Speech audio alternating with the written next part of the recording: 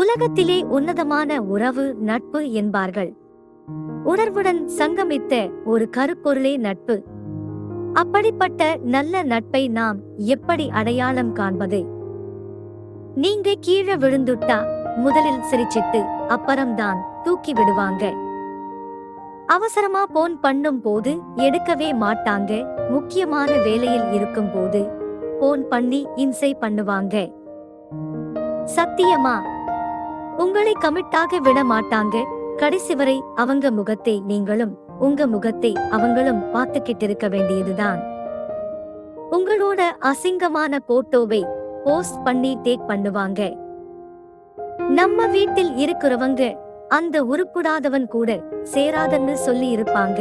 அதே மாதிரி நம்மளை அவங்க வீட்டுல சொல்லி இருப்பாங்க. இருந்தாலும் ஒன்னாவே சுத்துவோம். நம்மளை அவங்க எவ்வளவு அசிங்கமா திட்டினாலும் சொரணையே இருக்காது. நம்ம அம்மாவை அவங்களும் அம்மான்னு கூப்பிடுவாங்க. நம்ம எல்லா ரகசியமும் இவங்களுக்கு தான் தெரியும். எல்லா தில்லாலங்கடி வேலைகளையும் இவங்க கூட சேர்ந்துதான் பண்ணிருப்போம். நம்ம கிட்ட வாங்கின எதையுமே திருப்பி தந்திருக்க மாட்டாங்க. ஆனாலும் அவங்க என்ன கேட்டாலும் நம்ம பண்ணுவோம்.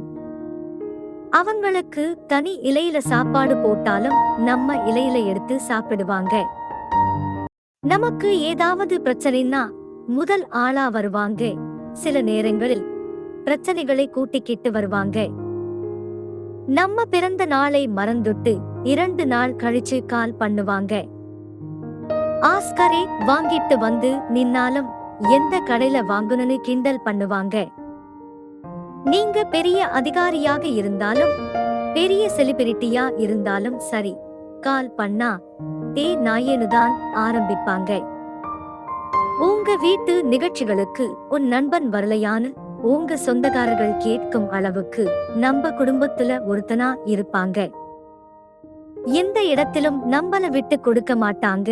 3ஆம் நபரிடம் நம்மளை அறிமுகப்படுத்தும் போது நமக்கே புல்லரிக்கும்படி புகழ்வாங்க.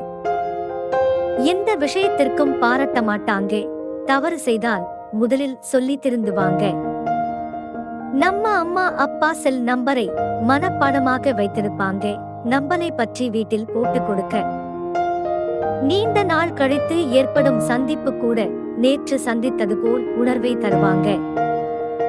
நம்ம வீட்ல நம்ம அம்மா அப்பாட்ட நல்ல காரியங்களுக்கு ஆசிர்வாதம் பண்ணுங்கன்னு வீட்ல வந்து நிப்பாங்க.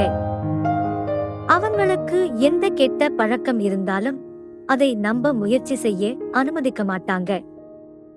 தன்னுடைய ஒரு நாள் சேலரியை கூட பொருட்படுத்தாமல் லீவ் போட்டுட்டு நமக்காக நாள் பூரா சுத்துவாங்க.